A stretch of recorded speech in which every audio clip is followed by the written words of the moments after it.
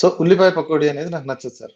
అలా అని దేశంలో ఎక్కడో ఉల్లిపాయ పకోడీ ఉండటానికి వీల్లేదు అని గాని, లేదా ఉల్లిపాయ పకోడీని ఇష్టంగా తినే వాళ్ళని చీప్‌గా చూస్తూ, లేదా వాడు వేరే రకం మనిషి అని వాళ్ళకి వేరే ఆహ్, దాన్నేమంటారు ట్రైట్స్ గాని, వాళ్ళకి వేరే ప్రాపర్టీస్ గాని ఆపాదించి వాళ్ళని వేరుగా చూడటం.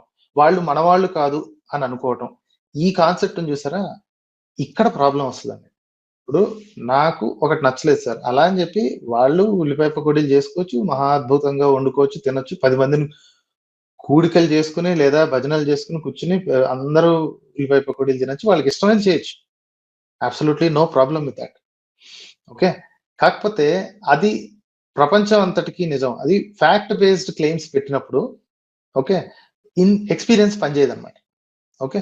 ఇప్పుడు మీరన్నారు మీకు బ్లాక్ కలర్ ఇష్టం. నాకు యెల్లో కలర్ ఇష్టం. ఓకే. ఫైన్. మీరు బ్లాక్ డ్రెస్ ఏసుకుంటారు. అది మీ ఇష్టం.